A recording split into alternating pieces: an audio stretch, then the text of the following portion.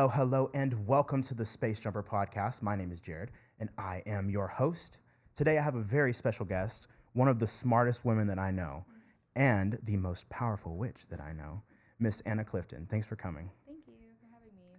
So, fun fact, Anna and I actually went to the same high school together, graduated the same year, and we just had our 10-year reunion out in Beaumont, Texas. So yeah, honestly, I had such a great time out there.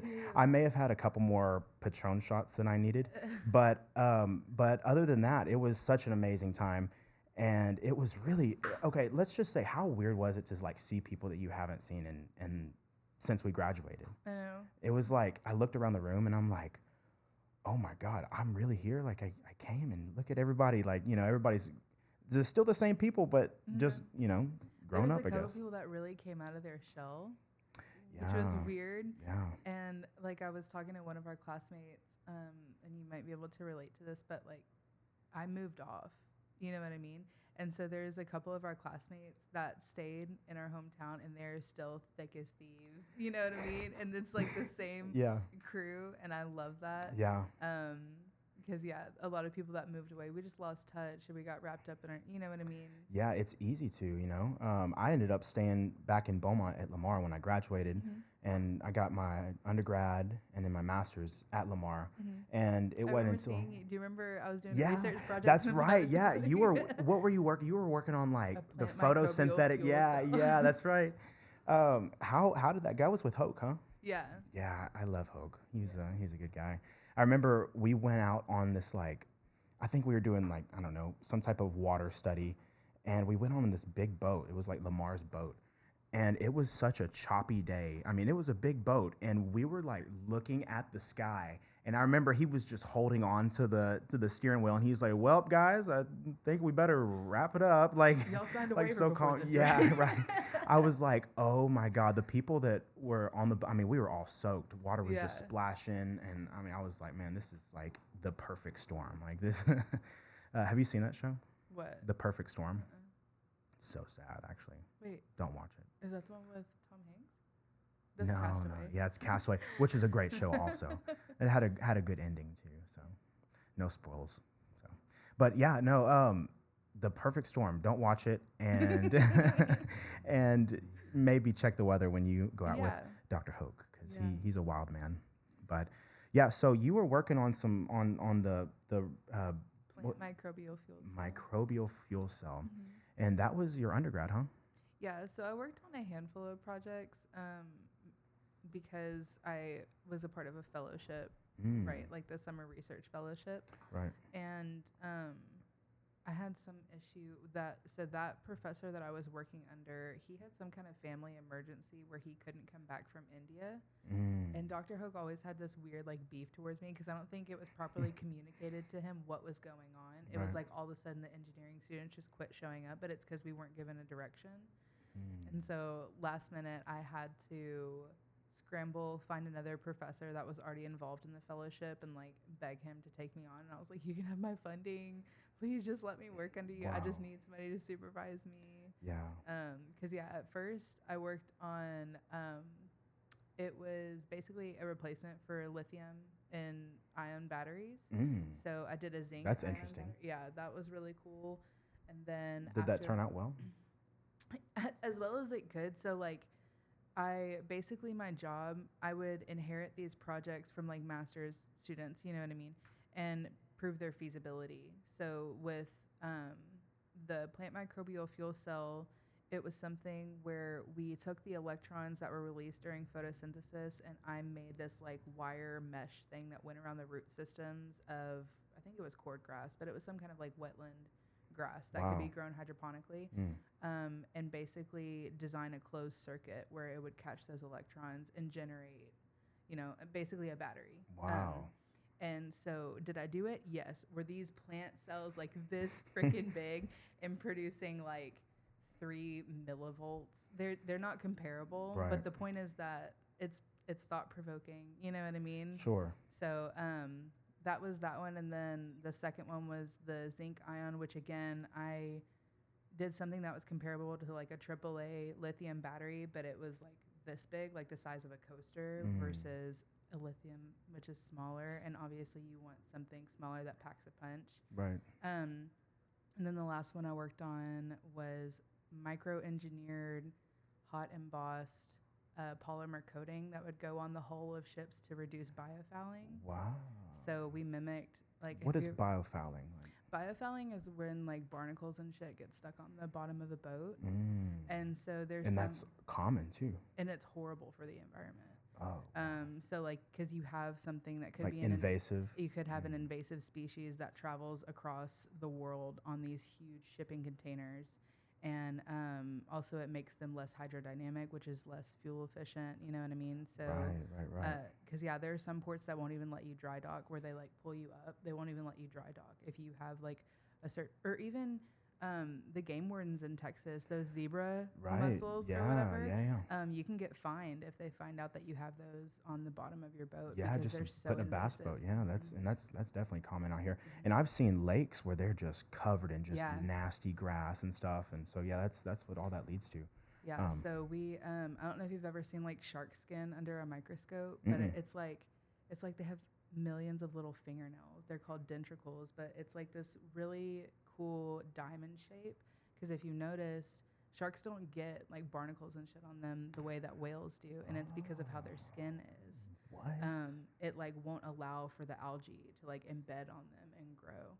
So we took that principle and micro-engineered this polymer coating that we basically just like stamped that pattern on, and you could put it on the bottom of the boat. So that was my last and final research project. So how did that turn out? I mean, what kind of stuff do you get out of that? Like, are you presenting this at like STEM conferences and things like that? Well, so one of them, the one with Dr. Hope, I presented at an expo, and he grilled me. Everybody was looking at him like, this guy's got does that mad often. beef. Yeah.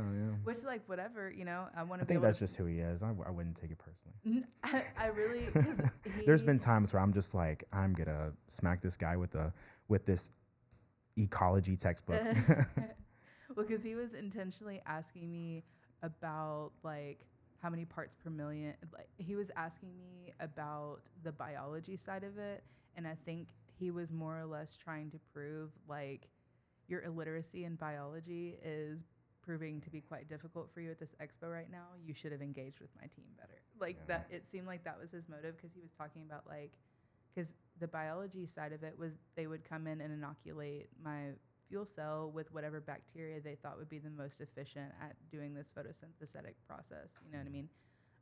So I think that he was just kind of like, you know the answer to these questions if you emailed a man back. Oh my God. It was very, jeez. Yeah. But so I presented at that one. And I'm not surprised though, actually. I'm really not. Which he's brilliant. Don't get me wrong. Yeah, no, he's definitely so smart. But yeah, there's been times where very challenging to go toe to toe with somebody like that. Yeah. And then the other ones, like I said, it was mostly just like a research assistant. So people that were doing their thesis would be doing this research, and I would just help any way that I could. Or, especially in your master's, whenever you really are getting into the weeds of it, a lot of stuff that you cover in detail in your undergrad, you kind of forget. So I think that's another reason they bring on undergraduate researchers, because those principles are still very fresh in their mind versus like whenever you're doing your thesis, you are so honed in on whatever niche topic. Exactly. You know what I mean? Yeah. And let's be honest though, going from your engineering side of things and kind of putting yourself into a biology setting is incredible, to be able to kind of utilize one set of knowledge and put it towards this broad area of studies. It's really tough to do, and it's one thing that I wish that I would have done more as an undergraduate, because I was focused mainly on science and medicine and just surviving, yeah, studying life, yeah. Oh my God, I mean, there was a semester where I was taking 18 credit hours. Did you have to get permission from the dean? Or it whatever? Was terrible. Yeah. It was the lowest that I didn't have to get permission. Maybe it was 17. It was like anything under 18. Yeah. But either way, it was terrible. And I mean, I did well, but it was so miserable. It was like, why am I even doing this to myself? And everything. And then you get out into the workforce, because at least, like I told you earlier, I'm studying for my exam right now to get licensed. Yeah. And the majority of it, very, very earnestly, you are never going to use the bulk of what you learn in college. It seems Yeah. like they're just like, we're weeding out the people that are intelligent enough to keep up. You know what I mean? Yeah, And yeah. you're Can gonna, you finish? yeah, You know? can you finish? And like the majority of it's going to be on the job training. Like I said, I went to school for mechanical engineering. I don't do anything mechanical. I mean, there's some fluids, but for the most part, I'm like a project manager almost, just that deals with high level math and stuff like that. You know what I Right. mean? But like the actual super complex, intricate understanding of systems and stuff that I really fine tune in college, I don't use. Right. Yeah. Isn't that something though, Yeah. too? You know, all that money, and I mean, you know, because college is expensive. You know, I even looked at going back to school for like an MBA here at Rice, and I think they wanted like $120,000 for a 2-year master's. You know, And MBA. it's hard once you get out. Like, I wish somebody would have told me, like, how you just continued straight. That's the way to do it. Because once you get out, you're no longer networking with student orgs about Exactly. financial aid and stuff like that. You know what I mean? So it's definitely like once you get out, it's a lot harder to get back in. So I wish I would have just continued straight. Because Yeah. the same, I looked at doing my master's in ocean engineering whenever we lived up in Austin. Ah, I could see that. But they were like, because I had to work full time. You know, I'm a fully formed adult Yeah, human now. I have to yeah. pay rent. Yeah, and let's just say rent is expensive. You know, in it's like Austin, ridiculous. it was insane. It's Yeah. supposed to be like leveling out now, but whenever we were up there, that was whenever it was at its peak because we Yeah. moved there during COVID, and post COVID was whenever we saw a lot of like the price gouging really take off. That was whenever we had a lot of remote workers. Right. Because everybody switched to remote, and of course they're going to move to Austin. You know what I Exactly. mean? Yeah. Or try. They Yeah, wanna live in a especially big when they're city. making like a minimum wage of in California of like $21 an hour. and then coming over here, you know, the price it's priced for 15 an hour or 12 an hour, you know, and But yeah, I mean, it's I know crazy. people that like during COVID they were working remote. They just like fucked around and rented an Airbnb Oh, in yeah. Colorado for 2 months. Yeah. And just Why went and worked in not? Colorado Why for 2 not? months. Let's go to Denver. Let's Yeah. go sit in some hot springs Yeah. and make some calls, you know. Yeah. Yeah, it's crazy. COVID was such a weird time, and I don't know how your experience was, but I was in Beaumont, and I mean, they were still having parties, and it was just ridiculous. You know, I had a few family members that were affected with COVID, and still to this day, it's like lingering around. You know, as far as lung damage and things like that. It's really shitty actually. But yeah, it was an odd time, and you were in Austin at the time. How was it over there? They took it extremely seriously. I mean, it's weird because Austin, it's thought to be this very blue, very liberal, whatever area, but it honestly depends because we do have an insane amount of business. And usually people that are like business minded tend to lean more like conservative and sometimes red or whatever. So you just have these little pockets. But that's whenever you saw a lot of politicizing just basic Right. decency. You know what I mean? Something that really should have been very commonplace Yeah, became some very unity. polarizing. Yeah. It became very polarizing. You know, people in their weird act of defiance are wearing stupid shit as masks, like a pot lid or whatever, just like on their face. Right. But in Austin, I do think that because we had a more like global population, kind of like in Houston, Right. that cultural diversity kind of, to a degree, inherently breeds a certain level of tolerance. So they took it extremely seriously. And I would come back to Beaumont to like visit family, and it was a free for all. Oh yeah. Like, Oh yeah. It was just crazy.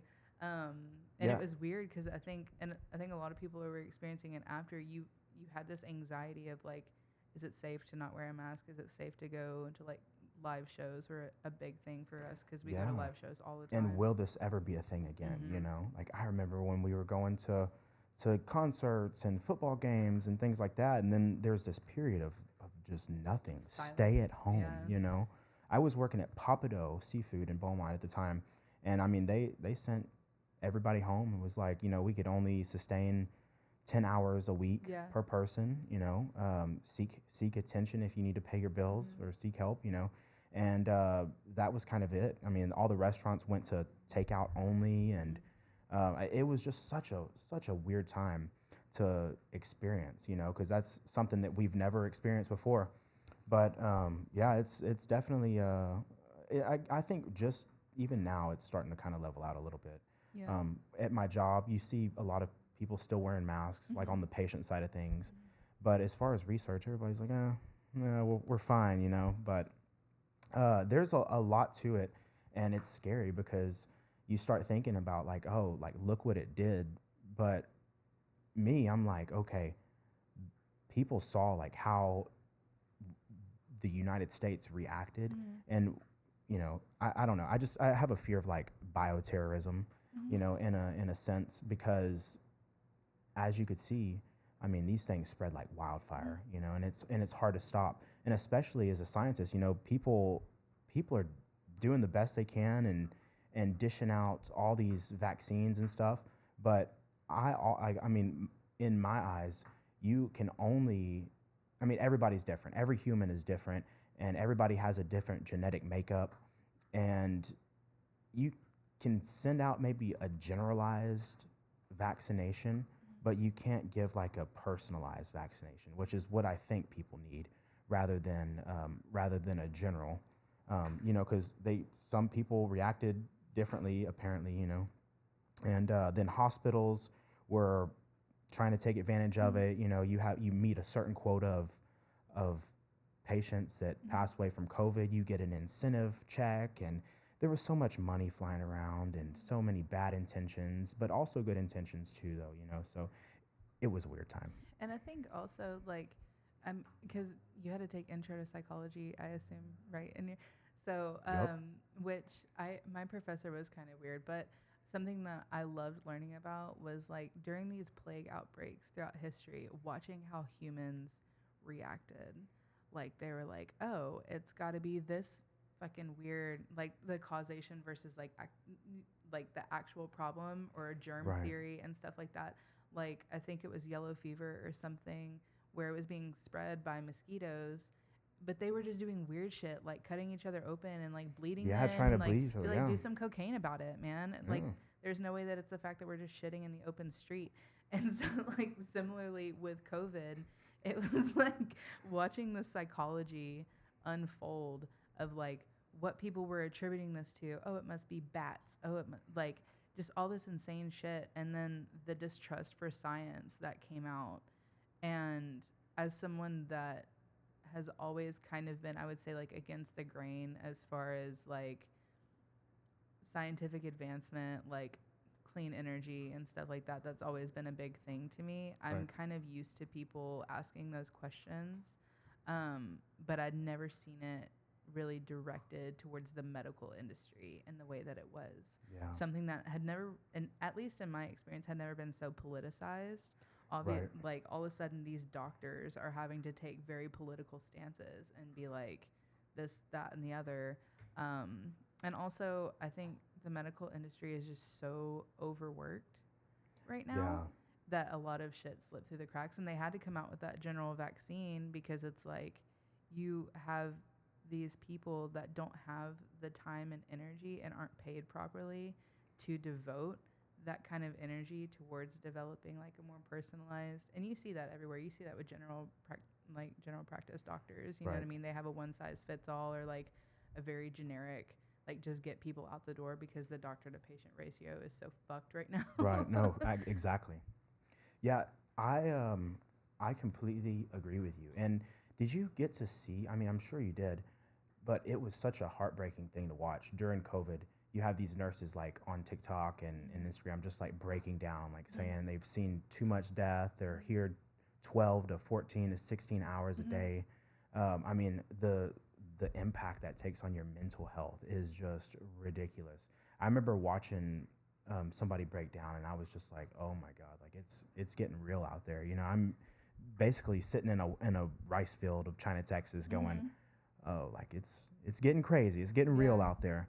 So Or just not being listened to. Like, I mean, you know the amount of grit and tears and sweat that you put into your undergrad and your master's. These people have doctorate level degrees. Imagine going through all of that schooling and pushing yourself all to have some somebody that can barely spell their name. Like, I don't mean to be like mean, but like someone that has no idea the intricacy of this industry, calling you names, Yeah. telling you that you're, a government drone or like whatever, Yeah. just Yeah. weird shit That was that a they weird were one. like.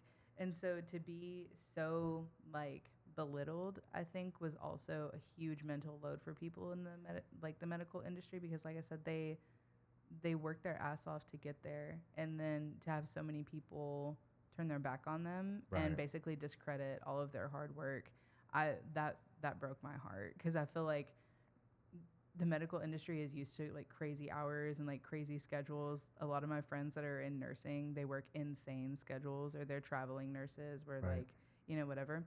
But yeah, just the fact that, like I said, they were put under this political microscope and their job was made to be something that it never really had been before was very, very weird. But it almost caused, like, I would say, like a revolution of sorts, and I think we're still seeing the aftermath of that, because the Sure. majority of my friends that are nurses are traveling nurses Mm. because they just don't want to put up with it, and they like the flexibility, they like the hours, they get paid really well, but being stuck at a hospital where you're just like chronically overworked, Yeah.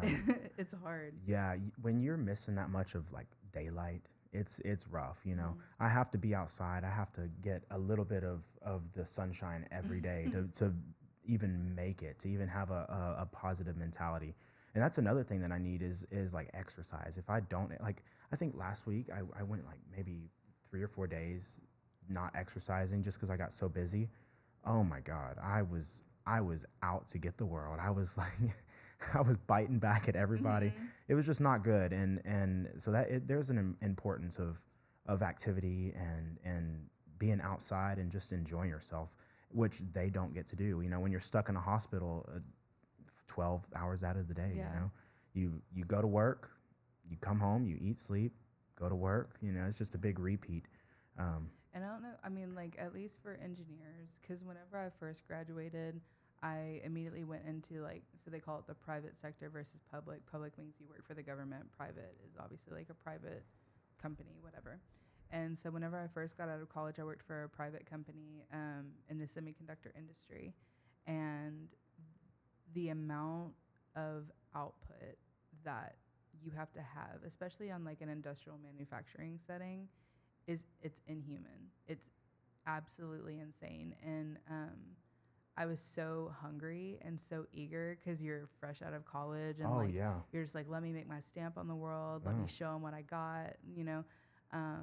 And there's certain companies that prey on people like that, and they yeah. will suck you dry and spit you out. And so that's what happened to me, is that I was working 5 to 5 usually. Wow. And Wow. so Wow. like this time of year, whenever the sun sets, does it set earlier or whatever? But there would Yes. be certain times of the year where like I would go into work and it would still be dark, and I would get out and it would still be dark. I missed the full sun cycle of that day. And so it messes with your mental health, it messes with your circadian rhythm, in turn your like metabolism and stuff like that, like it had insane effects on me that I'm still having to undo, because it was just prolonged, and it became my new, like, my body tried to acclimate to that being the new norm or whatever.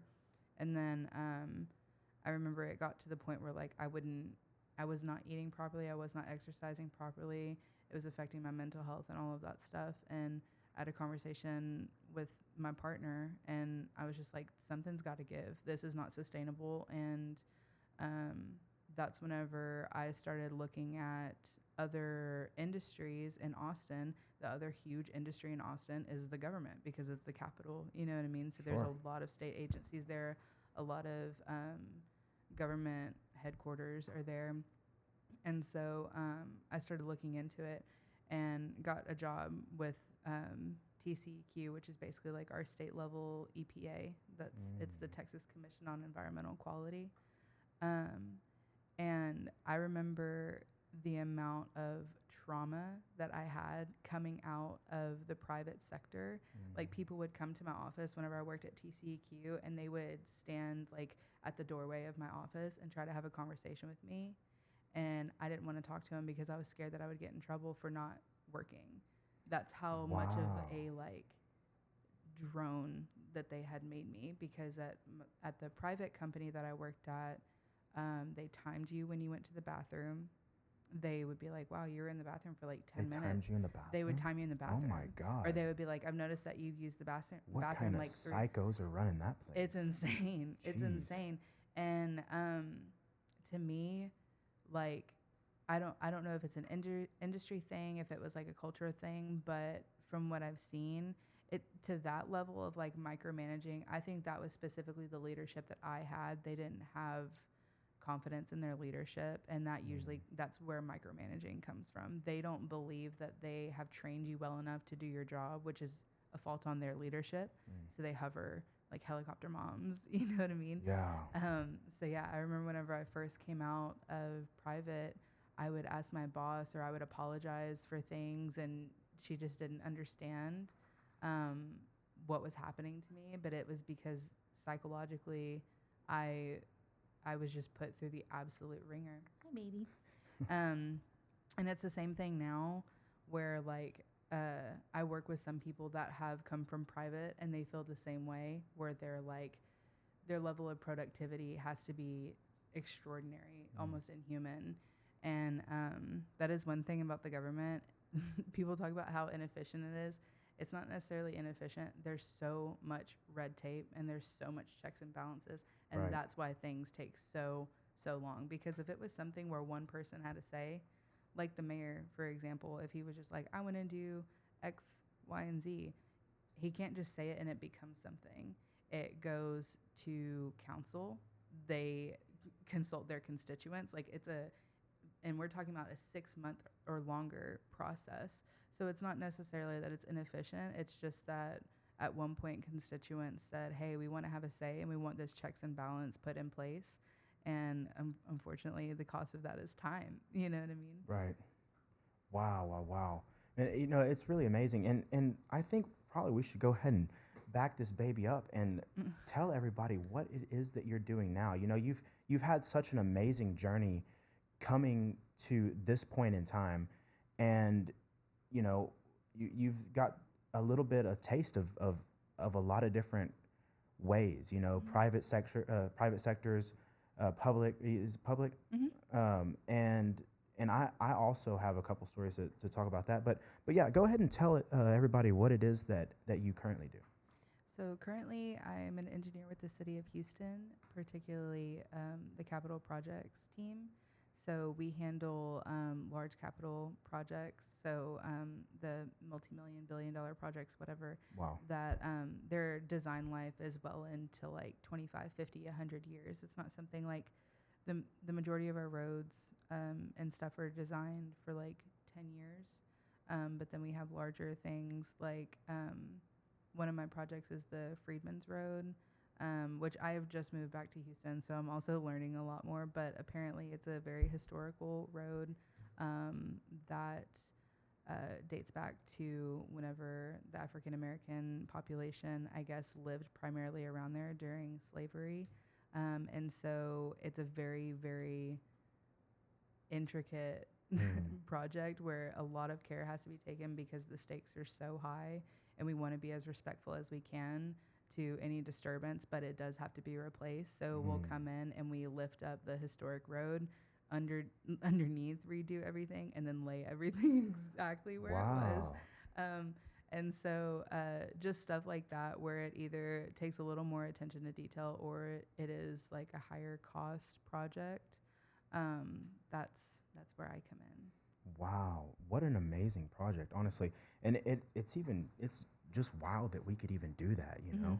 I see people working on the roads all the time and really anything. And I mean, there's so much detail in it, you know. Even if it's just laying tile, pay attention to weird shit. You know what I mean? Like, my degree is in mechanical, but I've done civil and environmental. And like my environmental specifically is like hydrology and how water moves. So I'll like look at a drainage ditch and I see certain features on it, and I'm like, yep, that's benching. Wow, got to take care of that. You know what I mean? And it's just like, where the fuck did that come from? But it makes you pay attention to really weird shit, or like the timing of a traffic signal. The time that a light turns green, that was calculated by somebody. And it's just, yeah, the world is very, very intricate, and there's some nerd that has put a lot of thought and a lot of energy into pretty much every single thing, stuff that we don't even notice. Wow. I know I was watching a video the other day, and it was like somebody pointing at a traffic camera, and they open the box, and it's like it monitors the distance of the cars to the light, so that it knows like when it should turn green or yellow or red or whatever. And I mean, there's a lot of stuff in place there. But even just back to the construction side, I think that a lot of things, and not just engineering in general, but I think a lot of things are moving towards this sustainable, this sustainable ability and dependability on, like, in your case, infrastructure. And speaking of, what do you think about that bridge that collapsed recently? Oh, and I actually work with a couple of like bridge specialists. But so, I mean, that bridge, it's not designed, it is designed to buckle and fail under that kind of pressure. It's not meant to withstand a freaking freight ship hitting it. You know what I mean? You don't realize how big that thing is until you see some photos, you know? It's like, and Jesus. like whenever you're talking about something, like whenever we graduated with our undergrad, we all got pinky rings that is supposed to be melted down steel from the Tacoma Bridge. It was a bridge in Washington that failed. You've probably seen like videos or images of it where it was doing like this because of the wind resonance. I've seen some bridges do that. It makes me question going over any bridge. So the Tacoma Bridge was a bridge that failed. It was this huge catastrophe, whatever. And so we had this ring ceremony basically to just like remember the ethics of what we're doing. That at the end of the day, we have people's lives in our hands, and it's not just a design on a piece of paper or a modeling on a computer screen. This is something that people are going to use every single day, and its ability to work can literally be a life or death situation with a lot of people, because there were people that passed away on that bridge. Construction workers that just didn't know what was happening or couldn't get off or whatever. So yeah, that was crazy. I also think that bridge design, whenever it comes to shipping channels, that is an entirely different animal. Because for the longest time we were doing like lift bridges, right? That would lift up whenever these huge like Carnival cruises or harbor bridges would, or like big boats, big freight boats or whatever would come into the harbor. And those are a bitch to maintain. Nobody wants to maintain them, and they're dangerous to maintain. So now we're building bridges higher and higher and higher, trying to accommodate for these massive ships coming in. And with that comes more risk. And we already, whenever we design stuff, we're designing stuff sometimes to like a safety factor of 10. Like it's not just meant to withstand daily stuff. We do plan for absolute worst case scenario. What if everything else goes wrong? That's kind of our job. But nothing can prepare you for a massive ship just slamming into one of the piles like that. Yeah, that's like the worst morning ever, is driving in your car with a cup of coffee, and next thing you know, you're diving into these cold, dark waters. Oh my God, that's like... Or being that ship driver that knows that there is nothing you can do. You're calling, you're doing everything that you can, but your shit's just malfunctioning, and you are probably about to accidentally kill somebody. I could not imagine just sitting there being like, well, somebody get my therapist. Yeah, you'd see me on that baby like Forrest Gump. Yeah. I'd be diving off. Lieutenant Dan. Yeah. Yeah, super brutal. I love that show, by the way. Bridges and structures are its own animal whenever it comes to design, because you have to deal with so much like seismic activity, like water erosion. If it's over, like I think they're about to start redoing a bunch of bridges in Houston as well. That it's just regular maintenance, because as that water flows, it's called scouring, but it'll pick up the sediment around the base of it, and it just over time erodes and weakens. Right. And we're so flat and like marshy. Yeah, here in Texas, especially in Southeast Texas, for sure. Yeah. Oh. So you told me that you were taking a test. What test are you taking again? I know you kind of differentiated a little bit, but you once you get this, how is that going to change your title, and like what do you hoping to move into? Yeah. So I'm not really sure the history behind it, but whenever it comes to specifically civil, like I do know some mechanical, some chemical, electrical, whatever engineers that get their PE, but it's typically not necessary unless you are signing off on designs. So if you ever look at like a blueprint of a house or anything like that, more than likely if you look in like the bottom right corner, it'll have a seal, and that will be a professional engineer that was like, I reviewed this. It is structurally sound. It is safe, whatever. And they sign and seal it, and then you can build or do whatever. Wow. So, like I said, typically mechanicals don't really get it because not a lot of us sign off on designs, or if it is, they'll have a firm of mechanical engineers, and maybe one principal engineer will have his PE, and all the like grunts beneath them just kind of, you know. Yeah. But so for me, whenever it comes to my line of work, I'm very much like barred from elevating unless I have that, because PE is not just so you can sign off on stuff. It's also so that you can manage other engineers. So to elevate yourself to any kind of leadership role, they require that you have a PE. The majority of people require that you have a PE. And so I would just kind of be locked into where I'm at now, which I love what I do now and I'm very comfortable. But the longer you wait to do these exams, the harder it is because you've been out of school for longer. So these terms aren't like fresh in your mind and stuff like that. Right. And I feel like it's easier to do when you are earlier in your career because your workload is not as intense versus like once you get up to these like a C-suite level, you know, like CEO, CFO, whatever, or you're like a director, it's just insane. And by that time, you usually have like a family or whatever. And so to find that time to study and apply yourself, because the average study time for these exams is like 300 hours. Wow. Because it's an exam that you sit for 8 hours, which that alone, pushing your attention span for a solid 8 hours is insane. Like I was talking to my boss today because everybody's like, how's it going? How's your studying going? And I'm like, it's like exercising a muscle to failure. You know that it's going to make you stronger. And so there are times where you intentionally train to do that. And that's kind of what this is that I'm training my brain to failure. So there, by the end of the day, I'm just a animated marshmallow. I'm brain dead. Yeah. Like I can't put a sentence together. Yeah.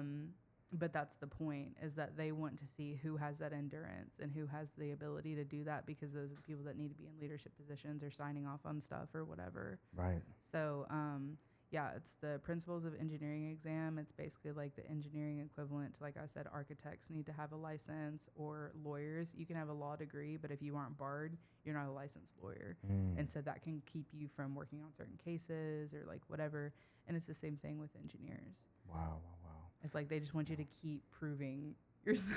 Yeah. When is it enough? Exactly. I know. Isn't that crazy?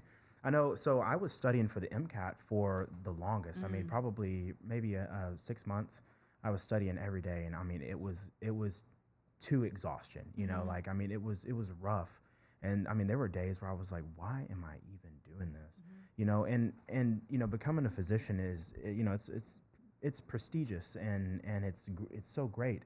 But then, you know, I started having the thought of like, man, you know, maybe this isn't the best job in the world, you know? And, you know, I started shadowing in interventional radiology and, you know, doing different things at the hospital.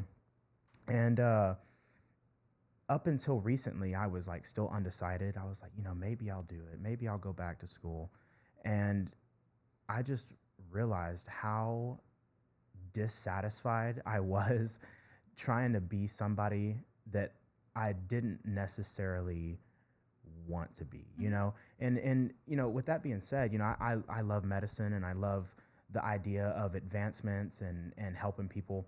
But, you know, the beginning journey of becoming a physician, you know, is, you know, all about science and you have a lot of studying to do. But after you graduate and become, you know, a doctor, that is actually when shit starts, you know. That's when things start beginning, and that's when you actually have to put in the work, you know.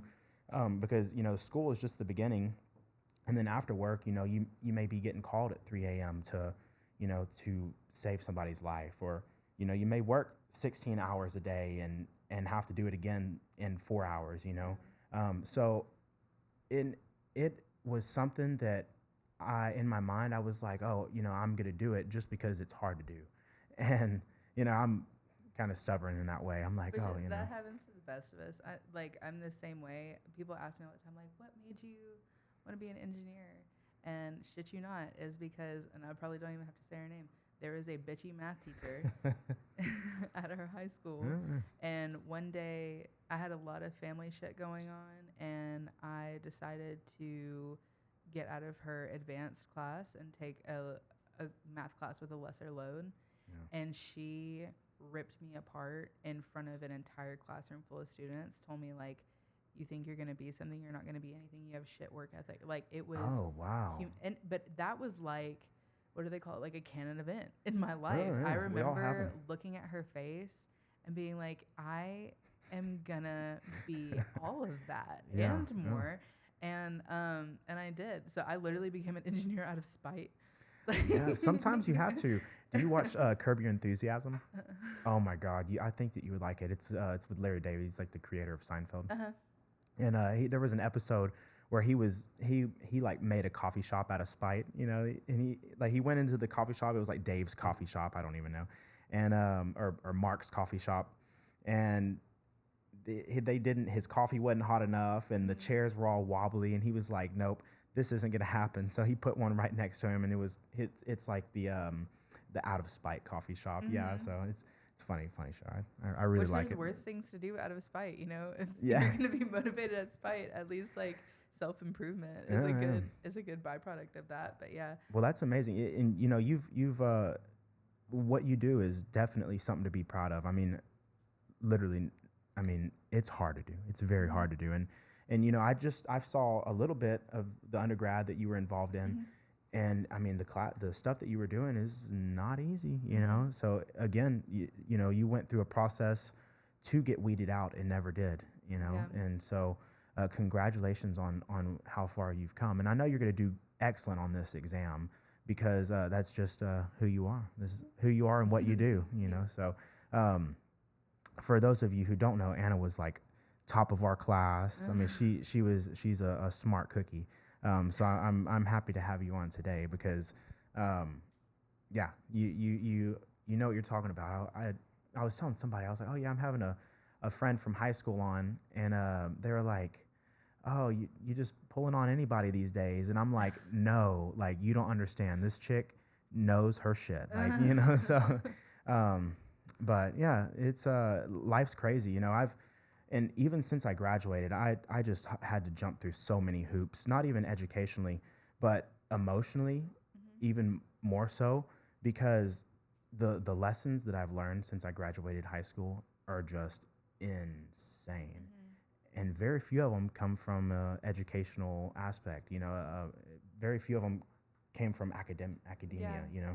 A lot of them came from friendships and relationships and failures in some form or fashion.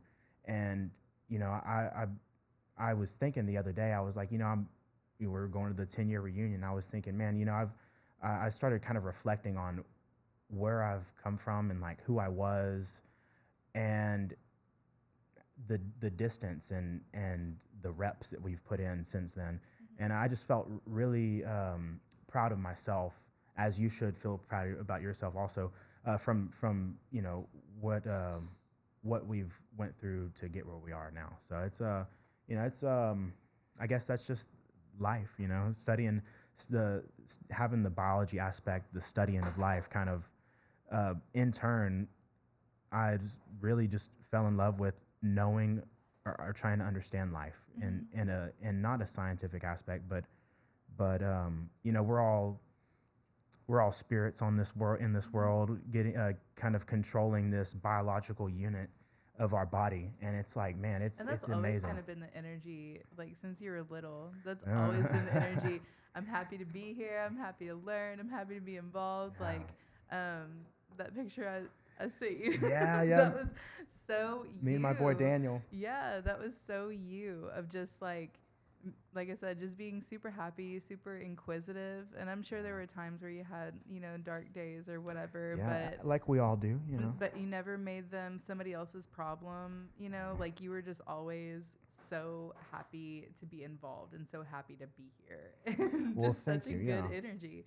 I'm glad that you said that because like I have my days. I battle Yeah. with that and I'm like, man, I'm just putting this off on other people. So yeah, I tried not to do that, because it's I guess at the end of it, I had my friend Bao. I quote, "You begin this world with nothing and you leave with nothing." So at the end of the day, the main goal is to just enjoy your time, make relationships that are symbiotic, and just be nice, be a good human, and mistakes are made on the way, but that's how we learn. So, cheers to life. I wish I had some tequila. I drank it all the other night. Speaking of, Alex is so funny. He cracks me up. I'm like that. He's my new friend. Like I was like, dude, we need to go to F1. He's like, hell yeah, like let's go. He's also just down to party, down to have a good time. He's very go with the flow. Yeah, he is. Yeah. So how are you liking Houston? I love Houston. Speaking of Alex and speaking of Houston, and growth and stuff like that, I have traveled. This is now the 4th city that he and I have been together in. And just learning each other, growing as an individual while simultaneously growing with another person. It's very uncomfortable. It's very challenging. Yeah, and it's an I art feel form like for sure. I feel like people romanticize it where it's supposed to be like all Pinterest boards and like cute little TikTok dances and shit like that, and it's not. Yeah. Like I said, learning who you are, learning what you want to prioritize, and your priorities shifting as you get older. Like, I grew up with this chip on my shoulder of like, I have something to prove, and now I'm very much like, fuck it, I'm gonna have fun. Yeah. I'm gonna do what brings me fulfillment, and people can jump into it whenever they're ready, and they can get off the train whenever it's no longer serving them. That's fine, but I'm gonna live my life. And so we've lived in these different cities where we really embodied different versions of ourselves as individuals and as a couple, you know what I mean? And so in Austin, it was amazing. We loved it, but the financial stability just wasn't there. Yeah. And that, like... Austin is so expensive. Oh, yeah.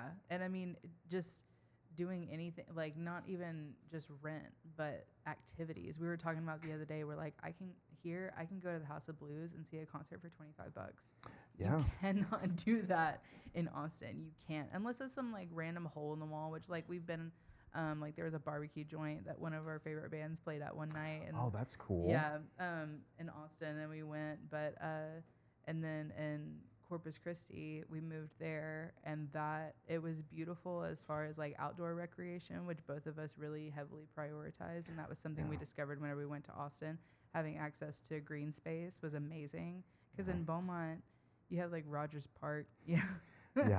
You have like that one hike and bike trail that's actually just a detention pond with a sidewalk through it. You know what I mean? That's so funny. Have you been to Memorial out here?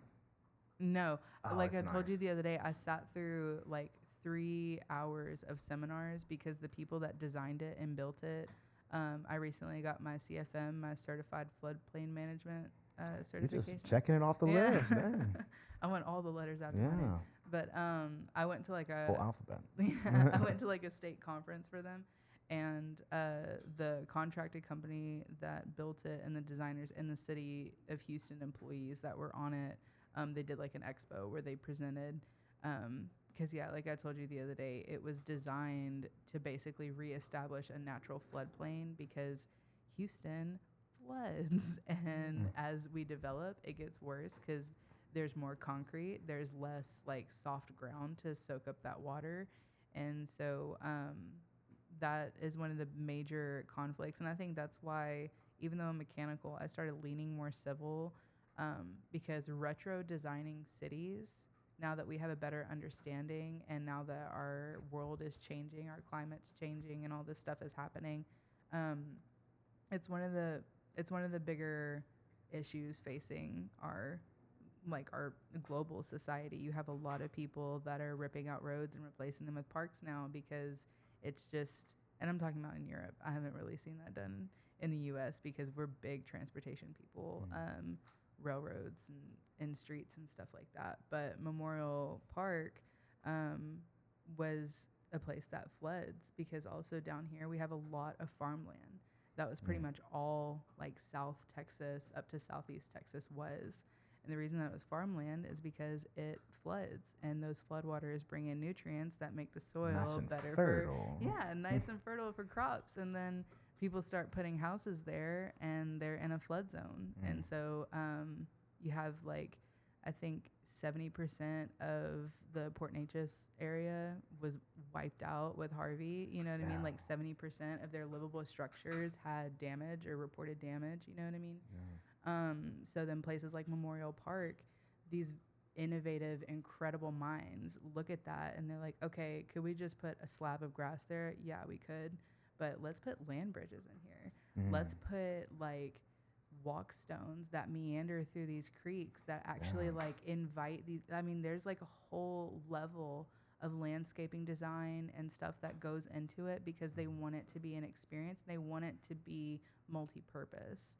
You know, like I said, they could have just bought it, sodded it with grass, and been like, here's a park, have it. Right. But they really took that extra step to be like, let's do something. Because Memorial Park, I think, is the largest park, at least in the U.S., if not the world. Really? I could see that. Well, they asked us the other day, like, how big do you think Central Park is? Like the iconic Central Park in Manhattan and New York or whatever. Right. And, you know, people threw out their guesses, and they're like, Memorial Park is 3 times that size. Wow. So it's just huge. Man, that makes me appreciate it even more. I know I have a mountain bike, and me and my friends will go down to Memorial Park and we'll just cruise along. I mean, they have biking trails in there, and I mean, it gets pretty strenuous, but I mean, I love it out there. I mean, I love it. I mean, and that's the thing. You could ride for a couple of hours, and you'll never see the same thing twice. You know, but even Buffalo Bayou here, down the road, is just beautiful. I mean, that's where I run every morning, and it's just so like soothing, you know, especially in a city. I mean, I'm sure New York is you know, a lot worse, and more people can say this about New York, but Houston, you know, there's a lot of concrete, and then you get into nothing but woods, and it's like I'm regrounding, you know. So I love nature, and I can't go without it, honestly. So that's like one of the things that along with the sunshine and just life in general, I need some woods, some woody areas for sure. For sure. And I mean, we grew up literally the big thicket. Like I remember one time I brought Alex to, there's like a Lumberton entrance, and then there's a Kuntz entrance to the big thicket. And he was like, this is all the same thing. And I was like, well, it ain't a little thicket. It's a big thicket. Yeah. This thing is fucking huge. You know what I mean? We grew up with like this huge reservoir of trees right outside. I mean, Pinewood, Countrywood. You know what I mean? Like we had a lot of trees. And now, like I said, it's really, really cool to see this pivoting action that a lot of engineers are taking because they understand the importance of that this stuff has a role to play in ecosystems with people's mental health, with morale. It can bring money to the city because, I mean, like, you know, New York is New York. It has its entertainment and stuff like that. But for the most part, people don't want to go to a concrete jungle. They want a place like Austin or like San Antonio's main attraction is the Riverwalk. It is a natural formation that the city kind of like, you know, designed around because they really wanted that to be the hallmark of their city. And it's the same thing with Buffalo Bayou. You see all these sidewalks now or these stairs that lead to Buffalo Bayou, and it's like a natural geological figure that was just there. And, you know, people were like, oh, the bayou, stay away from it whenever it rains. Now they're turning it into something where it's like, go interact with it, go see it. Yeah. It's beautiful, you know? And so that's just a really cool approach, and it's a really interesting time to kind of slip my way in here with my little hippie self. Start rooting in. Yeah. I was running inside of Buffalo Bayou or on the park probably a week ago, and it was like 8 or 9 p.m. It was dark. I started getting a little sketched out. I started feeling funny, and I literally stopped dead in my tracks, and I looked down, and my foot was right on the head of a snake, and I was like, oh my God. I mean, I stepped off. I didn't step. I jumped. I jumped like a kangaroo as far away from the snake as possible. And I looked down, and we're both looking at each other, and like I go this way and he goes that way. And I'm like, I am getting out of here. I mean, because there's not a lot of light out there either. Yeah. And it was just so weird. I was like, man, something feels funny. It was a snake, so that's great. I went home. Yeah, one time that happened to me whenever I was hiking in the big thicket, because my hiking shoes are just Converses. I'm not like fancy, you know what I mean? If I'm hiking like the Red Rocks or something, but if it's just the swamp in my backyard, I'm gonna put on the dirtiest pair of Vans that I have. Yeah, or just Southeast Texas style, no shoes. Yeah. Well, imagine if you stepped on a snake barefoot. Yeah, that actually has happened to me before. Oh, yeah, I know. I was young, and we were up at my family lake house near Hemphill, Texas, and I was trying to find some sticks to build a bonfire. I was young. I think I was still in elementary school. I don't know. I was gonna build a bonfire though, and my foot starts feeling funny, and I go in. And you see 2 fang marks on my foot.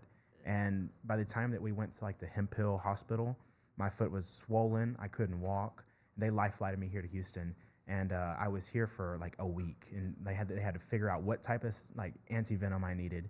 And it was not very fun. Yeah, no. So wear shoes. Yeah, wear shoes. Wear shoes if you're hiking in Southeast Texas. Because the same thing happened to me in the big thicket. Like I had like stepped off the trail to like smoke a little something, and I didn't want to like somebody and their kids to walk past me. I was trying to be respectful, so I like stepped off the trail a little bit, and so I'm just chilling there, and I hear like some people coming, and I was like, shh, gotta be quiet. And then I hear rustling. Oh. And you know how whenever you're hiking, you can hear rustling, and you can kind of like gauge how large this creature is that's disturbing the foliage around you. And so I heard it, and I was like, that sounds kind of big, and that sounds kind of close to me. And I looked down, and it was a baby cottonmouth. Oh. So this thing was like this big, but like thick, hardy. Big daddy. And Big Daddy. And it was like entangled in my Converse laces. Yeah, big thicket. I had a little thicket tangled in my laces. And so I did the same thing. That's like the worst thing to see, like when you're like stoned, you know? It's like you see that and you're like, oh my God. Yeah, well, this is real. This is all really real. At least I'm going to die kind of chill. You know what I mean? That's when that rustling sounds like Sasquatch. But I did the same thing. I like locked eyes with it, and I was like, I see you, and you see me. We see each other. This is respect. We have respect for nature. Like I really tried to be like very... Yeah, and I just kind of like got it out of You picked it up? No. I like picked my shoelace up around it because it was scared. You know what I mean? It's not like it was like, hell yeah, I'm going to eat you. They size you up. You know what I mean?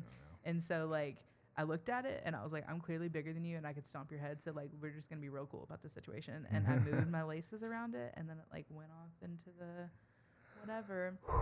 But yeah. No, there's a reptile expo at NRG this weekend. That. I kind of want to go. I probably know some people that work it. I have some friends that are the breeders. Like oh, really? I was like, I'm gonna go scout this out for some potential guests. Yeah. I want somebody to bring a big boa on this baby. Just like. I love boas. I like snakes. They're not my like favorite. Like I don't have them as a pet. I'll keep a dog, but I don't know. They've always, I think it's ever since I had that issue where I got bit, I was just like, no, I'm good. And that's fair. That's good. Fair.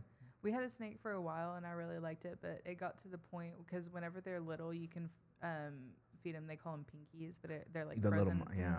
And then the boa got big enough to where it would only hunt like live. Oh, and so that happened one time where my brother-in-law put like a live mouse and you heard the mouse freaking out and you heard the snake strike. And I was like, I can't play God like this.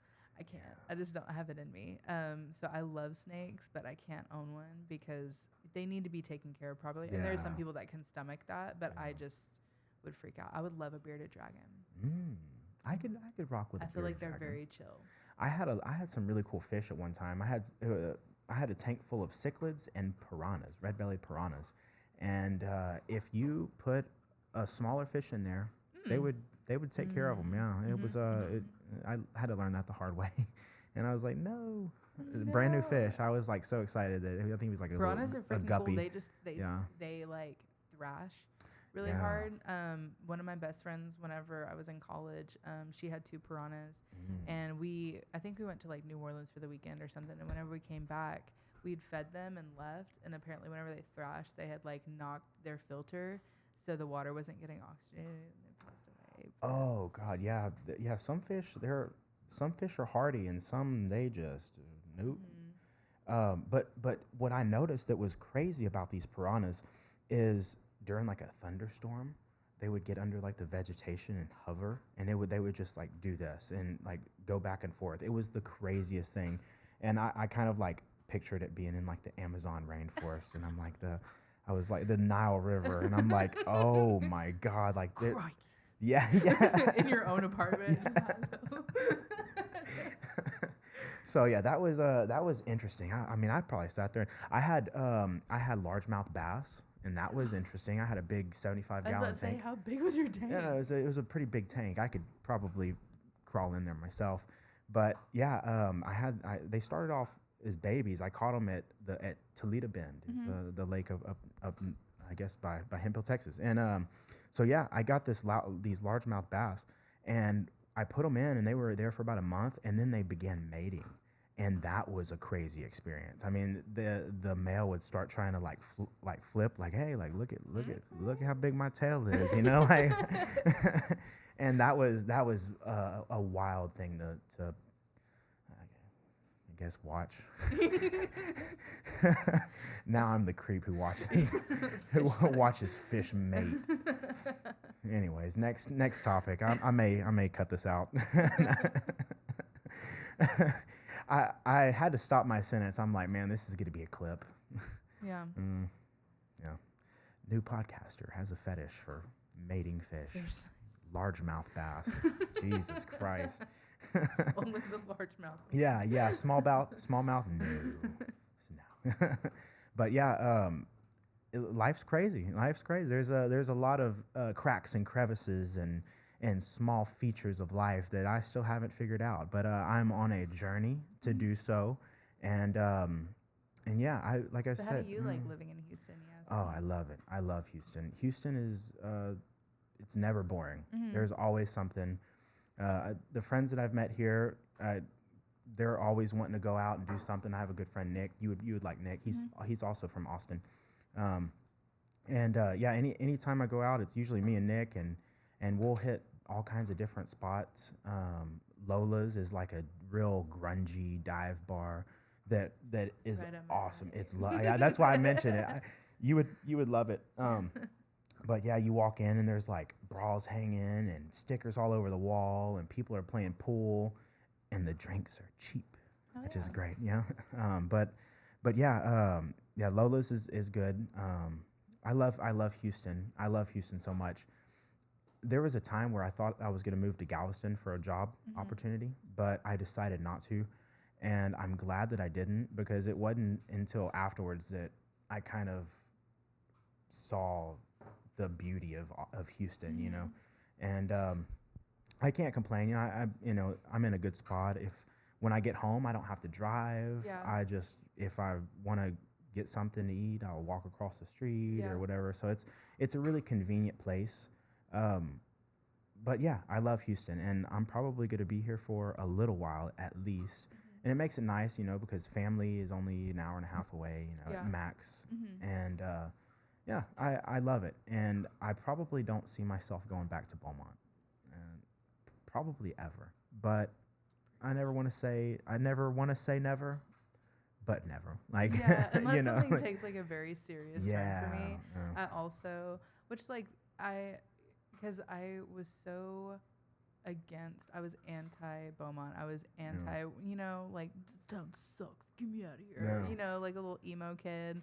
And then once I got away from it, there was such a deeper appreciation. Like, I go back and like those fields off Westbury Oh Road. God, the stars in the The sky just stars, look amazing. you know, like now I'll go back and I'll find me a hay bale Yeah. and I'll just climb on top of that hay bale and look at the stars. And it's like I didn't have that appreciation, that admiration for where I came from because I was so jaded Yeah. by being what I felt like was forced to be there. Versus Right. now I go back voluntarily, and I have such a deep respect and a deep love for where we grew up, and so I kind of want to keep it that way.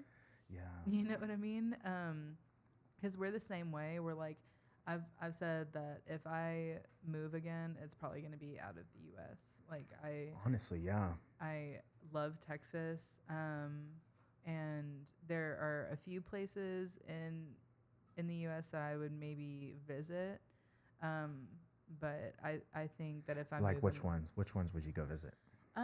well, so like we're about to go to Arizona. We're about to go to, well, we're flying into Phoenix. We're going to go to Sedona. And then that's in June. July, we're flying into Utah, and we're going to rent a van and drive through like Idaho, Oh, wow. Montana, and Wyoming. Are you gonna hit Red Rock? Is that Whenever on we the go way? to Phoenix, Mhm. yeah, Mm. for sure. We're doing all the red. And rock. then Arches National Park. I think that's in. Where is that? Is that in Utah? I don't know. I don't wish know. I had a young Jamie to to do this research. But yeah, Arches National Park. It's somewhere up there. I want to say Utah, but I went to Utah and I loved it. Mhm. I loved it. It was just so beautiful. Mhm. And so yeah, I agree with you.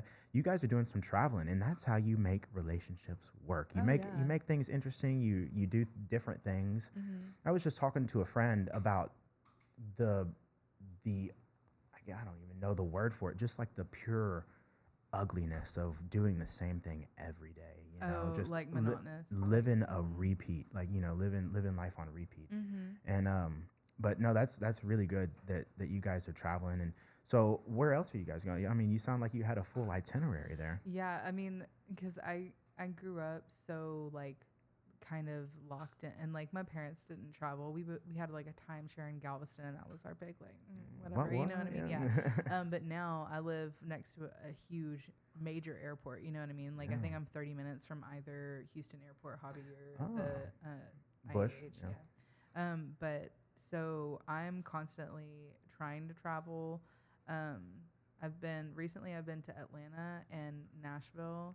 Atlanta is freaking amazing. Really, you liked it? I think it's very much slept on, but the culture there is absolutely insane. The food, the culture, because like it's predominantly African American, right? And so visiting a city that is just the murals and the music and everything, wow. it's like its own world, and it is so freaking cool. Because living in Corpus Christi, it's predominantly Hispanic, and they have something similar where like their music, their shops, their everything. It's just, I like going and seeing how the local culture manifests in different ways. And so, like I said, going to Atlanta and experiencing that was just absolutely amazing. You're gonna talk me into going to Atlanta. I love Atlanta. Huh. I love it. The food, like I said, the food is killer. The music is amazing. People were so sweet and like just very, very nice and welcoming. Yeah, I love Atlanta. We went for the Shaky Knees Festival, which I'm usually not a huge music festival person, because you're just exposed to the elements for like hours on end. You know what I mean? I need some reprieve from like the sun. I need like access to water always, and not like a $12 bottle of water. I need like free water. Yeah. But yeah, we went out there, and that was cool. And then one of my really good friends from college, who's also a mechanical engineer, she works at Gibson out in Nashville. So cool. she like, well, her job changes, but basically she's on the design team, and so she'll design fixtures. But she like, I flew out to Nashville, and she took me to their factory. So I literally saw guitars like out of slabs of mahogany being like carved and shaved, and it was super cool. That is cool. Yeah, but Nashville is also really awesome. Tennessee in general is just gorgeous. The Smoky Mountains, and there's waterfalls everywhere, and these huge tall trees. So I went there, and now I'm looking more like international, Because I've only ever traveled to Mexico, which I don't even know if that counts as international. Because Texas is basically Mexico. Yeah, it's all connected. It's all connected, and like I said, I lived in Corpus Christi, which was literally like 2 hours from the border. So which I loved Mexico. We swam with whale sharks, and that was like one of the highlights of my life. Oh wow! Super cool. That's where I got engaged. What? Oh, man, congratulations! Thanks. Shout out to my boy Alex, by the way. But so I want to go to Ireland. Ireland would be cool. Ireland would definitely be cool. Yeah. And I feel like with Europe, you can hit so much in one go. Like you can just hop on a train and be on a train for like 2 hours, and you're in a completely different country with a completely different culture, or you're on the opposite side of like not continent, but you know what I mean? Like here in Texas, you can drive for 16 to 18 hours and never leave Texas. Isn't that wild? It's wild. Oh. Or driving from like East Coast to West Coast. That is a multiple day venture, doing it like without stopping. Right. And so I would love to visit the US. I just feel like if I'm like, oh, I'll see all of the US and then I'll go international, that'll be multiple lifetimes because there's just so much. I've also been to Washington State. Idaho is really pretty as well. Because, like I said, I like... Seattle? No, not Seattle. It was on the other side of the mountain range. So there's like a mountain range that splits Washington in half. And I was in like the southeast corner of Washington, which is like where a lot of their ag stuff is. Like that's where like the wine country and all the apple orchards that go into like Oregon and Northern California and stuff like that, they kind of start in like southeast Washington. Wow. So, but still, like to me, they're mountains, but they would call them hills. And I was like, y'all are tripping. This is a mountain. This is a mountain, bro. They're like, no, these are fucking hills. So yeah, because I love the mountains too. It's just I get altitude sickness so bad because we're here, we're like at or below sea level. So then whenever you're up, like if I go hiking in Colorado, 10 out of 10, I'm gonna vomit. Oh God. I promise you, I will. Wow. I will vomit because the altitude change is so intense, and like. I'm really bad about like listening to my body. That's something that I've tried to work on as an adult is like I will just power through it, and then I'm like dry heaving on the side of a mountain. Holy because crap. the altitude changes like. I'm not even gonna lie to you. I didn't even know that was the thing. What? Altitude sickness. Yeah. What? I know. Have you been to Colorado? Have I? Where have I been the past several, like 27 years? Yeah, I've been to Colorado. It never it never in happened Denver? to me. No, I forgot the little town, but it was like up at the tip top of a mountain. It was like a really remote house. It was a friend of my dad's had this place, and so we would go up there every summer and ride 4-wheelers. And yeah, I mean, I went up and down a lot, and I never really had any issues, or neither did anybody that I was with. Surprisingly, like riding something, or y'all were like hiking. We were on a motorized vehicle, yeah. So that may be a thing. You may just be more like resilient to stuff like that. You know what I mean? I could just be like weak. But it could just be that your body is more acclimated or can withstand that kind of stuff. Or it could be strong. Yeah, you could just be like elite whenever it comes to that. Or like I said, it would really come to a head whenever I was hiking at like an incline, you know what I mean? Because it's like I would breathe in, but it's like I could not get enough air. Like I would. Hold on now. That's how I feel on the Stairmaster. Okay. No, this is a different. I don't even want to know what a Stairmaster would do. Oh man. I think I got on the Stairmaster for like 5 minutes last week, maybe the week before. And I thought I was gonna like the next morning. I like went to get out of bed. And I'm like, nope. I guess I'm just gonna stay here. And like, yeah, I started therapy like a few weeks ago, and nice. My like physical therapy or no mental therapy. Yeah, that's which cool. everybody should need. Everybody should go to therapy. But like one of the main questions whenever you start seeing a new therapist is like, what brings you to therapy? Right here, and like my answer, because I'm not like in an active crisis, you know what I mean? But I do think that going to therapy regularly, it's maintenance. You don't want to do it, but you need it. So she loved that I made the analogy of like, it's like the Stairmaster. You don't want to fucking do it, but you know that it's good for you, and you know that you need to do it. to maintain yourself. So like therapy is like my mental stairmaster, where I know it's gonna suck, I know it's gonna be hard, I know it's gonna hurt sometimes, but if I don't, that will atrophy, you know what I mean? Or like my ability will decrease, so I have to stay ahead of it and I have to stay on top of it. Right. Because I do fucking hate this. I would rather go to therapy than a stairmaster. Yeah. See, I think I'm the opposite. I'm scared of therapy, but I know I need it. Like Why are you scared? I don't know. I think it's just like digging into my emotions, which I think is the most raw thing to do. You know, I do it by myself in the evenings, but other, you know, it's so tough for me personally to communicate how I feel. Like I don't specifically know how to, and that's it. Kind of, I think digging is what gets it, you know, and that's kind of not what I'm scared of per se, but it's scary. No, it's scary. I'm very hesitant because in one sense, I'm like, you know what, everything in the past, I'm just going to dump it because, you know, there's no sense in moving forward with any burdens, you know? It doesn't work like that though, homie. I know. You gotta, you know, face things head on. Have you ever heard of the book, The Body Keeps the Score? It's basically talking about how like trauma can be stored in your body. Like for example, whenever we are scared, whenever dogs are scared, they will like tuck their pelvis, right? They will tuck their tail. Humans do that as well. So if you're living in like a constant state of fight or flight, you're tensed and it becomes subconscious. And so The Body Keeps a Score is basically diving into that of like where at this trauma can be stored in your body and how to take the physiological cues that you're getting to indicate like, oh, I am fearful, I am stressed, I am anxious.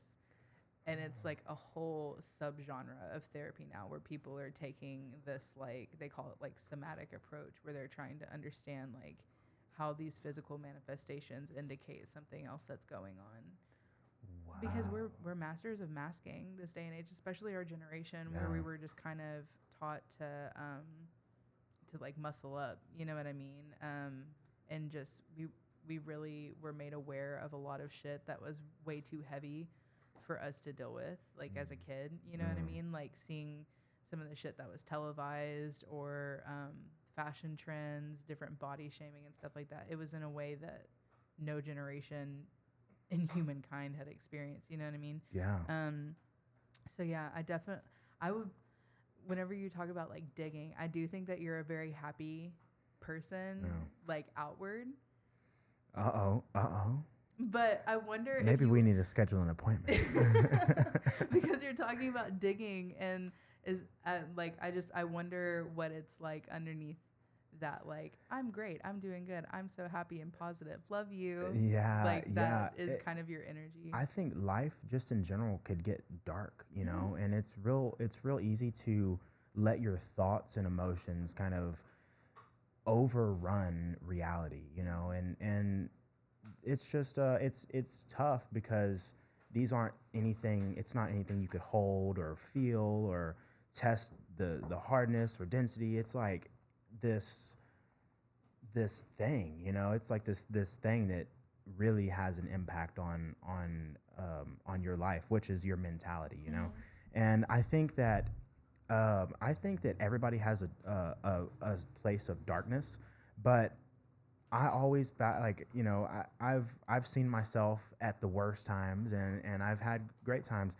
And I think in there I realized, like, you know, everything, all of this stuff can be controlled. And that's kind of how I perceive like doing physical exercise and eating healthy, because if I'm not doing those things, the clouds are dark, you know, the clouds are not letting anything through, you know. So in like a sense of, one could argue or say that, like, because I feel the same way of, like, if I'm not exercising, I'm a fucking nightmare of a person.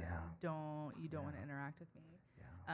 And so, like, The Body Keeps a Score, that somatic mentality is basically like, we are anxious people, we are stressed people, so exercising, it moves that energy through you and doesn't, like, you know how whenever you've just been like rotting in bed and you wake up and, like, especially now that we're getting older, like, you know what I mean? Joint. Yeah, our joints pop and they're sore, or like My feet, like, it's really weird. If I am not active, my feet will get sore. It's very, very weird. I don't know if it's like a fluid thing or a circulation thing or what, but I have to constantly keep moving because otherwise I will get sore. And I think it's probably mostly inflammation because that's exercising and movement helps a lot with inflammation. Otherwise, fluid just sits around your joints and like whatever.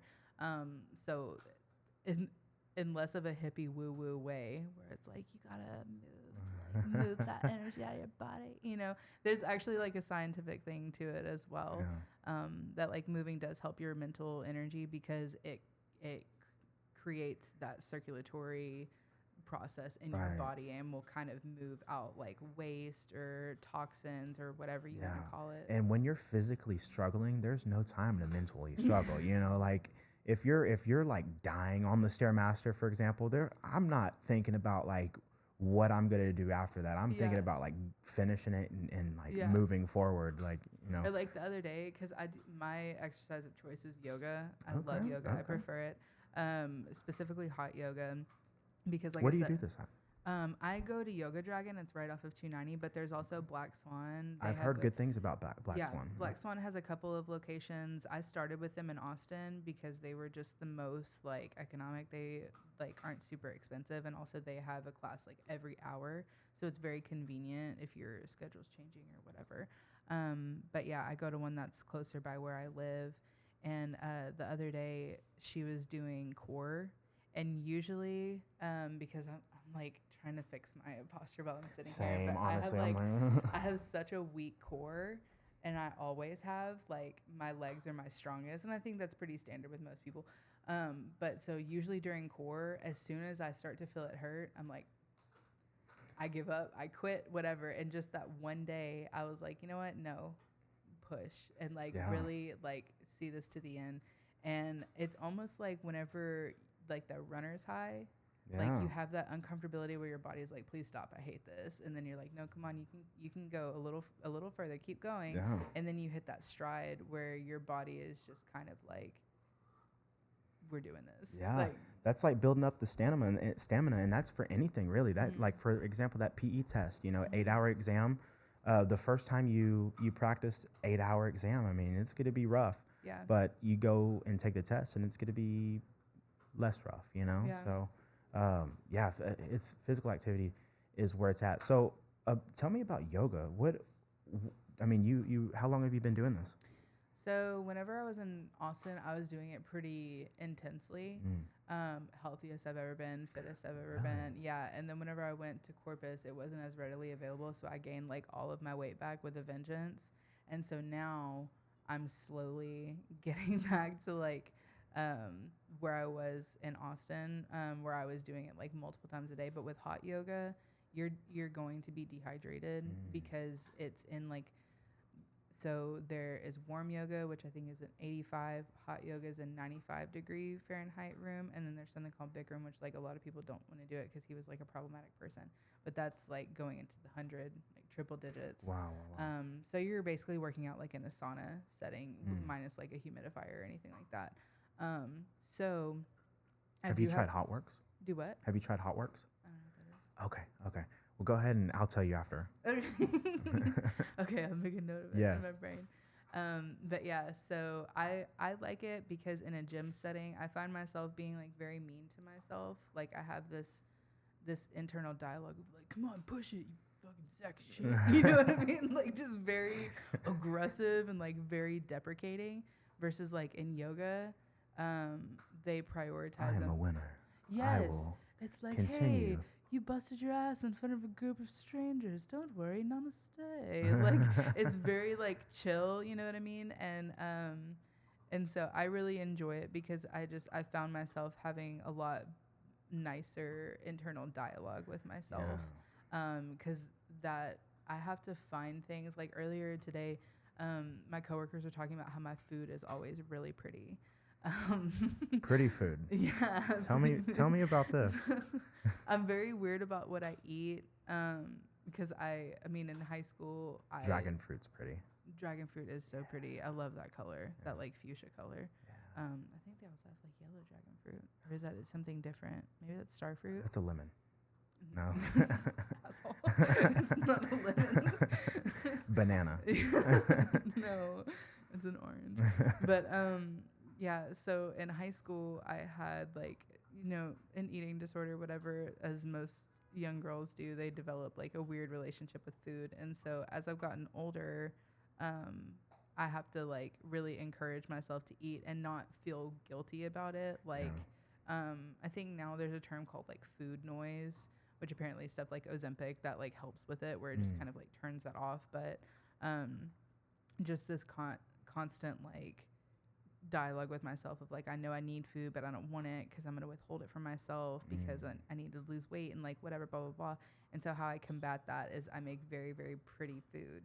So like usually, especially with my salads, I will have like the colors of the rainbow.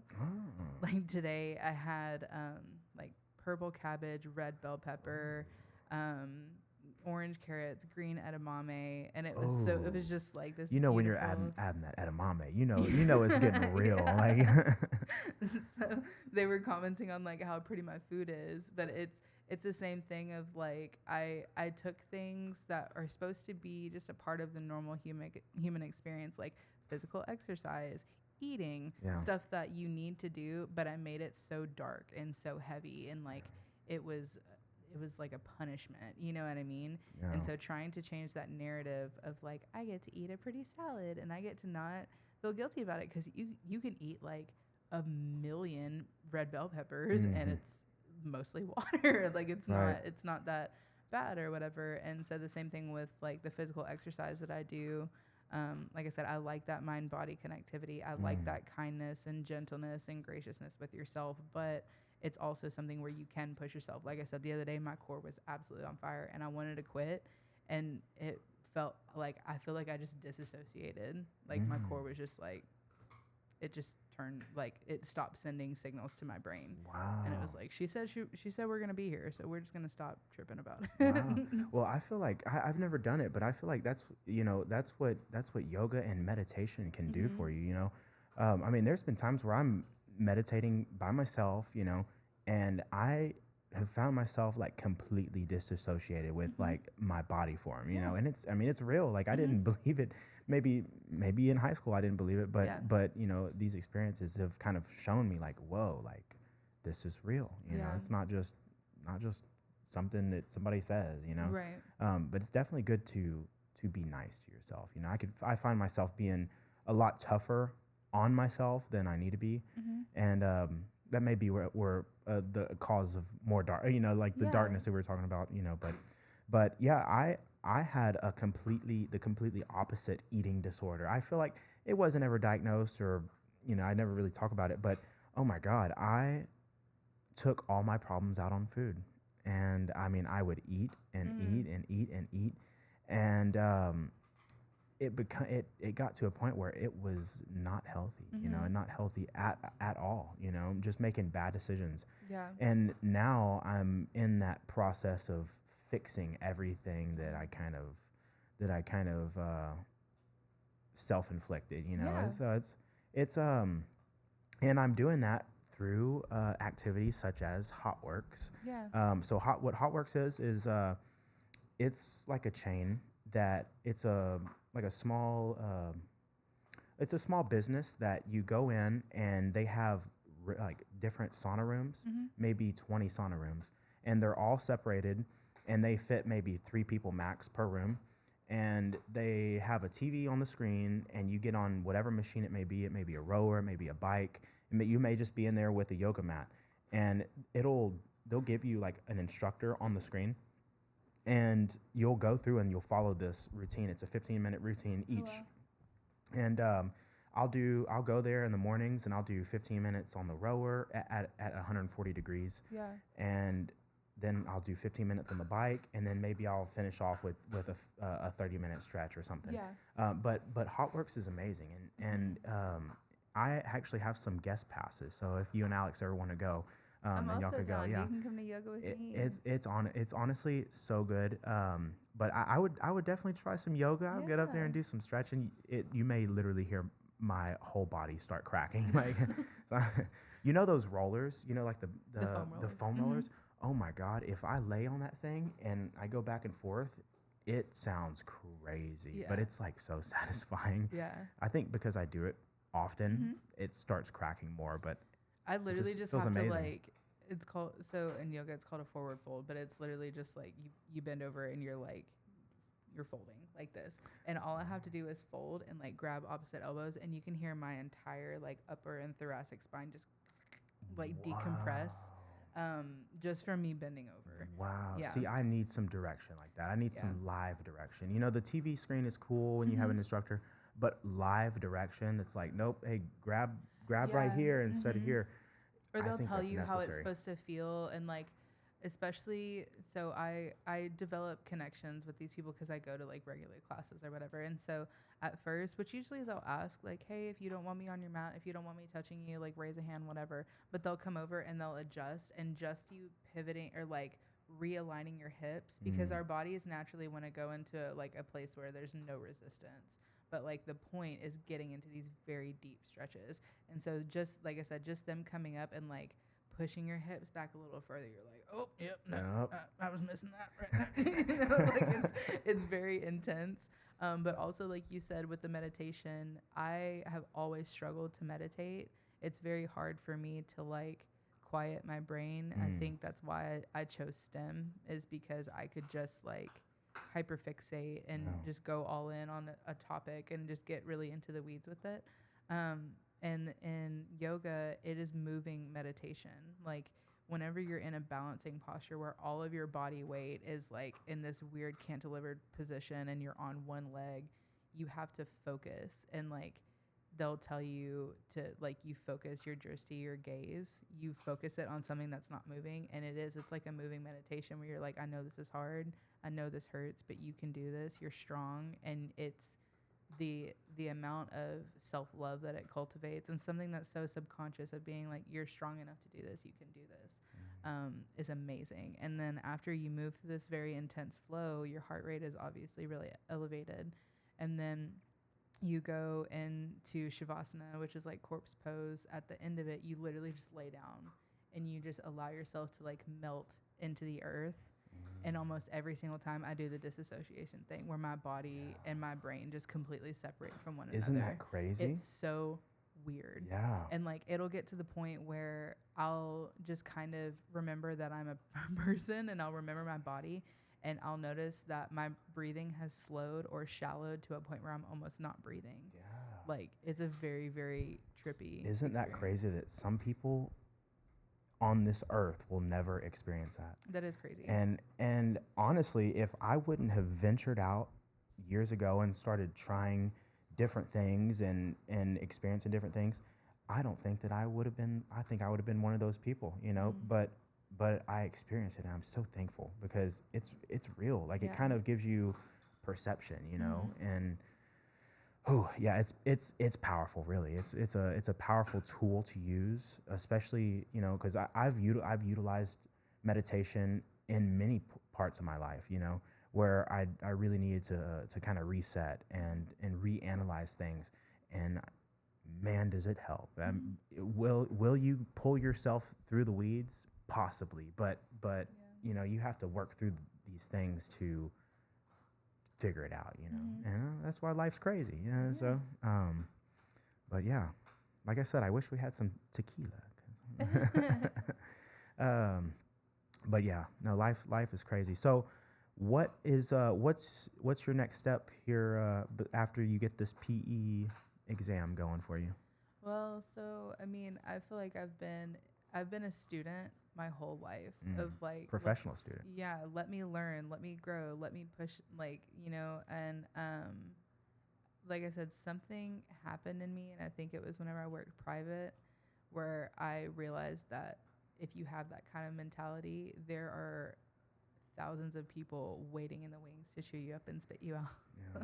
And so, and it's very cool. I talk to my boss about it all the time because she had a similar experience where she worked for a very intense firm, and now she works for a place where she has that work-home life balance. They value her mental health, and it's just a different ballgame. So to me personally, my career, I just want to get paid a good wage, a livable wage, And the majority of my aspirations are now beyond my career. I want to prioritize my mental health, my physical health. I want to travel and see I want to live with the benefits of my success. I feel like I have been busting my ass and grinding and surviving for so long. And I kind of got into this mentality of there's always a next step. There's always another exam. There's always another letter to add behind my name. And now I just kind of want to like just travel and just make friends, you know, like foster relationships and just actually lean more into the human experience. Cause I think a lot of that I was just running from a lot of stuff. I get that, honestly. Yeah. And a lot of my self-esteem was anchored in like my ability to perform, you know, in my professional setting. And now I'm we're both kind of to the point where we're confident in what we can do. We're no longer like the underdogs. We're like entering like the mid-level, you know, entry to mid-level, whatever. And so I can kind of relax into my skill set and just where I'm at in my career. So the next step would be like a leadership position of sorts, which I'm sure I'll naturally find myself in just because that's my personality. Yeah, absolutely. 1,000%. Yeah, I totally believe in you. And I you know, just growing up side by side with you, you know, there's obviously no ceilings when it comes to growth, and you're doing some really amazing stuff.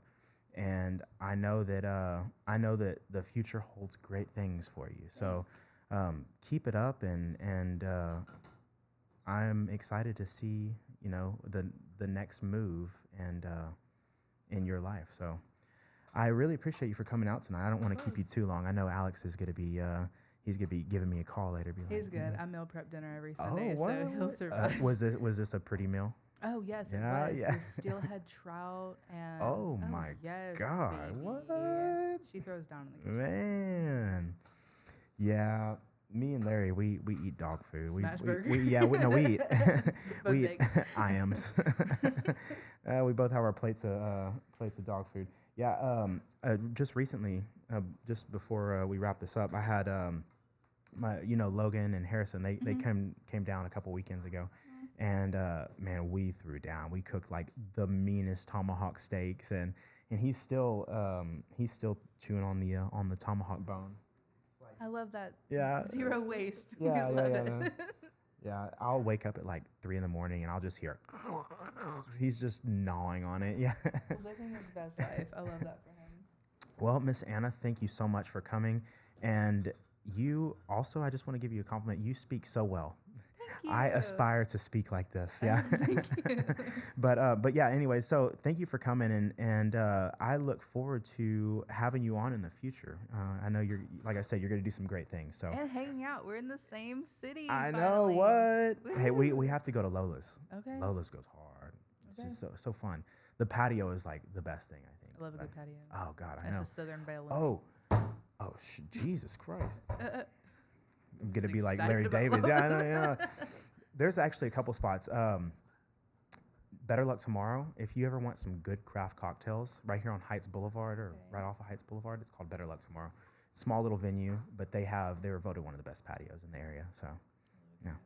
I'll catch you guys at Better Luck Tomorrow in Lola's. So, again, thank you for coming, and thank you for listening.